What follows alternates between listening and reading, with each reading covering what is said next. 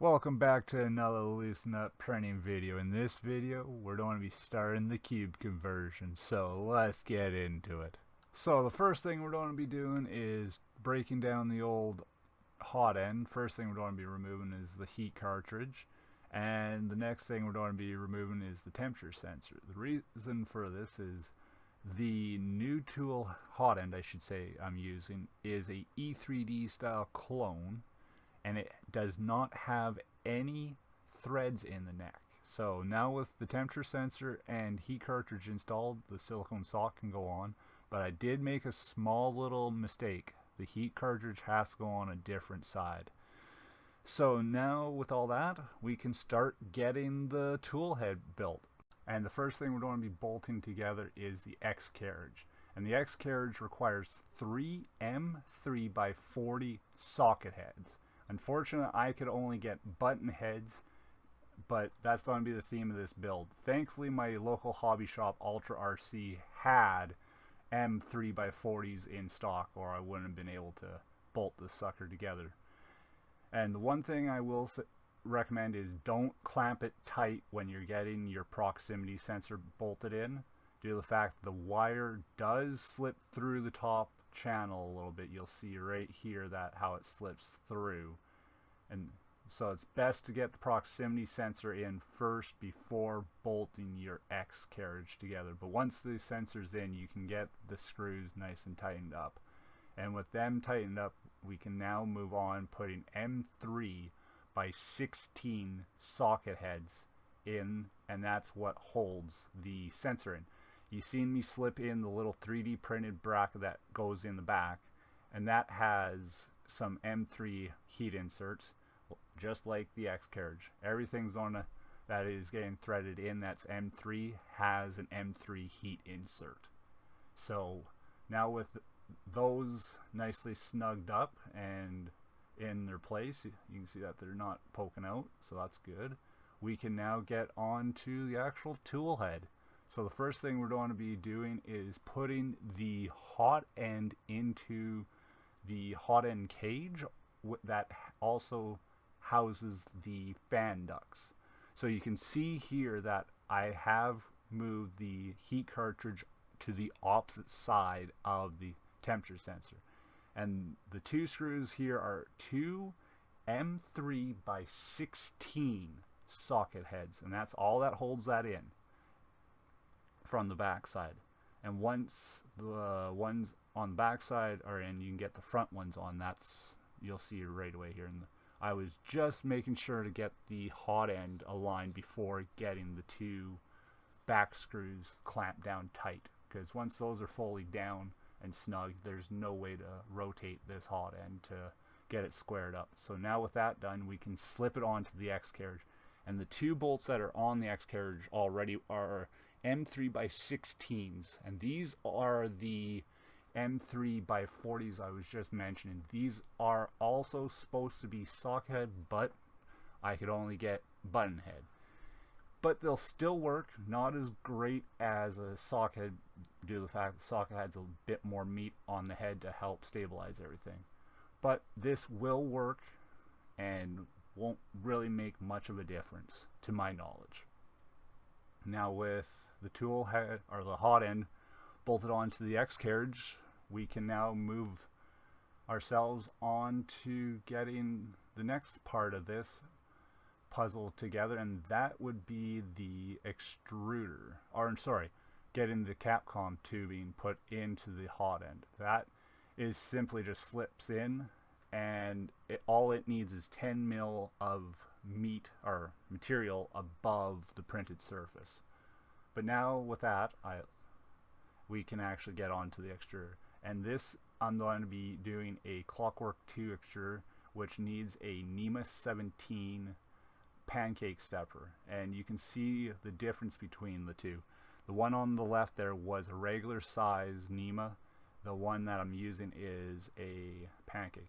Luckily enough, the person that printed these parts for me, my buddy Corbin, also just recently did a upgrade to one of his printers and had these laying around. So I was luckily enough to able to get these parts off him for a song and a dance. So it's great to know that we have genuine Bondtech parts in this. So now we can finally get moving on to this. And one other thing that I didn't have to do, since these are secondhand parts from my buddy Corbin, I didn't have to set up the red gear with the extruder gear, thankfully. If I had to do that, I would have been still sitting here trying to set it up properly.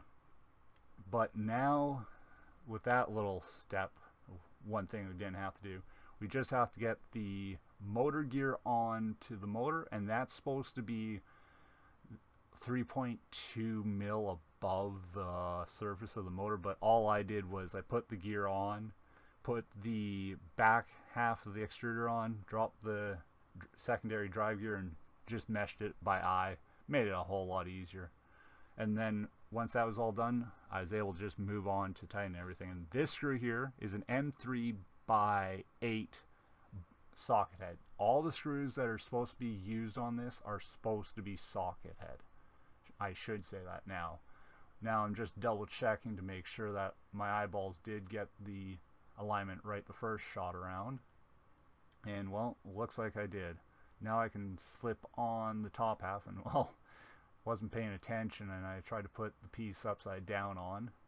And that, all these pieces slip in really quite nicely, and I'm just double checking that I have an M3 by 30 socket head, yeah, to put in the top. But I forgot that these aren't M3 by 30s. These are M3 by 32. So I just remembered that when I was tightening everything down and realized, why isn't this tightening up? So I had to unfortunately pull those out and quickly run outside and trim down the handful of M30s or M3 by 30s that I had. With that done, could now easily slip them into their location and snug them all the way down, so then these parts are ready to be for the next step. One thing I will say, do not over tighten them right away, or over tighten them. Make sure they're got a little wiggle, so then the next step you can easily get everything meshed together. And the next step here is actually getting the tensioner arm to get on and getting the drive gear installed into it. And I pulled a small little bonehead here. I didn't even look at the part at first, but it's actually clearanced where the teeth of the gear are and where the knurling for the filament sits. There's only one way it can go in, so there's no real point in actually looking at the part, the main body part, and then comparing. So now with all that, I can move on to getting the clamp mechanism done. And this is where I was saying don't over tighten things, because the latch did not want to slip in nicely. So that's one thing. The screw that I use here is an M3 by 20 socketed, obviously. But now with that in place, I checked to make sure that I don't have too much tension. And now we can get the thumb screw assembly put on. I made a mistake here and I didn't follow the instructions. Big thing, follow the instructions. I assembled everything as one part here and then tried to install it. And you're going to see my result of how this went. And yet again, I still had stuff a little too tight for things to slip in, so I just backed everything off to give myself a little bit of wiggle room. Oh, actually, I forgot to tighten down the M3 by 8 screw on the bottom half of the extruder, I should say. So I had to go back and actually tighten that screw up and make sure it was nice and tight. Once that was all tightened, I was able to just slip everything back together and tighten everything down to make to a nice loose fit, and then tension everything later.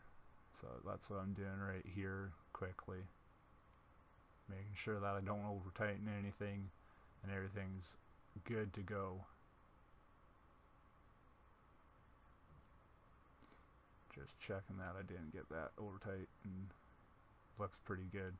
So now, like I was saying, I boo-booed. I didn't follow the instruction, and I pre-assembled everything together in one go. Just double checking the screw here, and that is going to be another M3 by 30. Or no, yeah, that'd be another M3 by 30 screw that's going to pop down into that.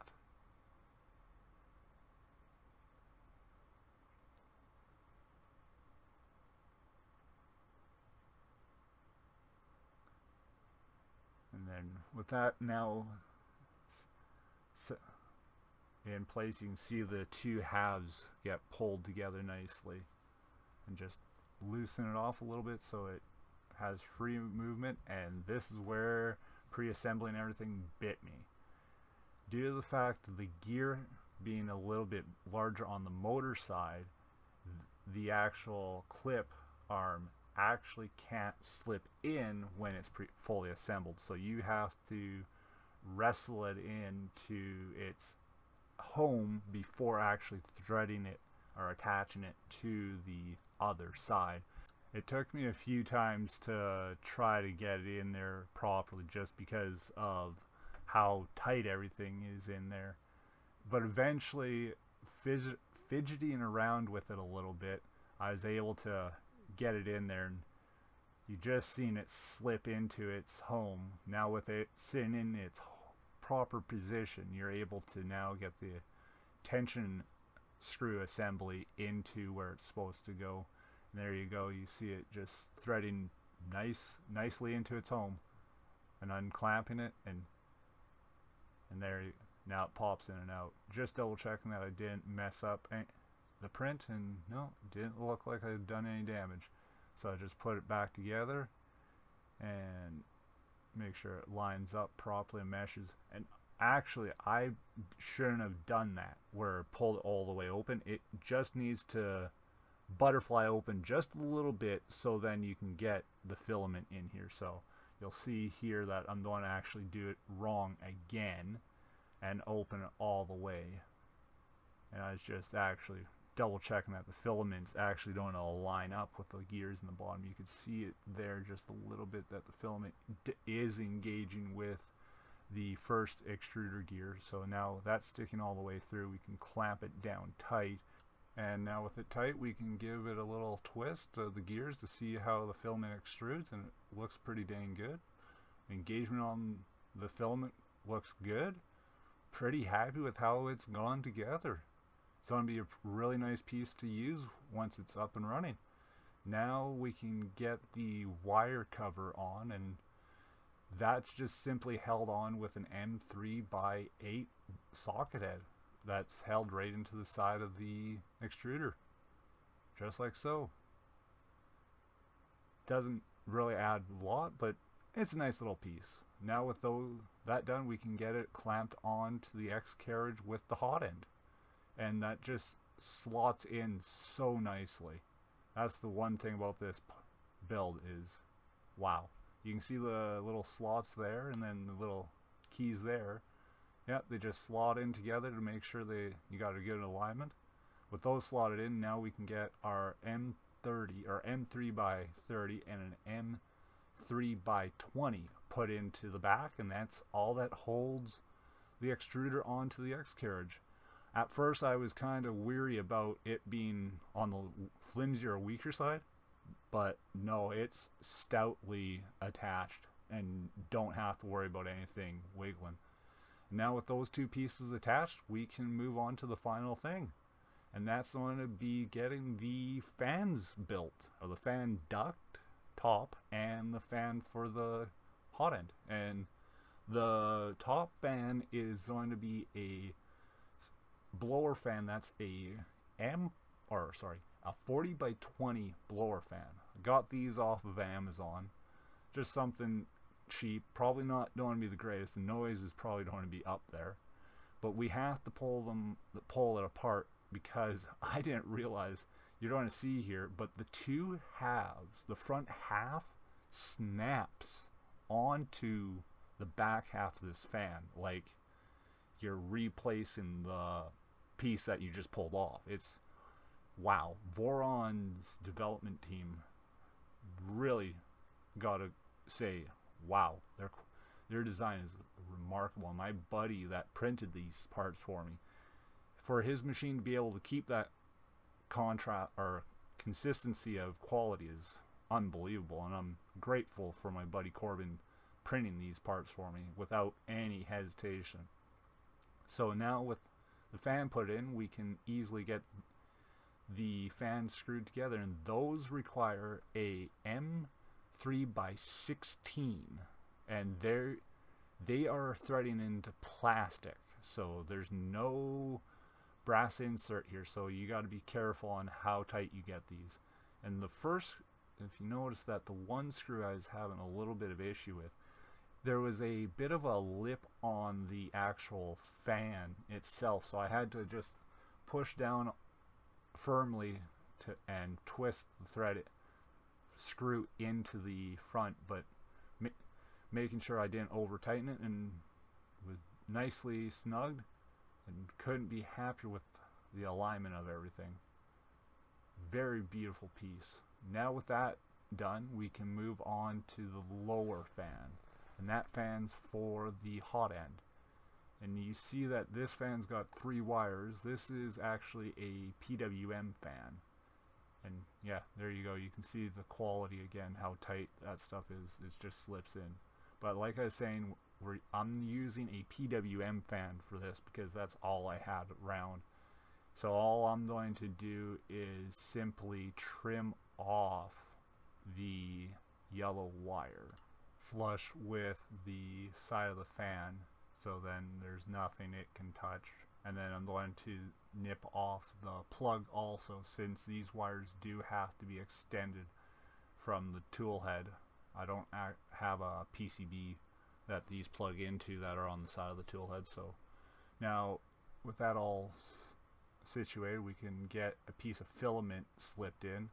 Just going to use a piece of filament from the piece that I was testing the extruder with.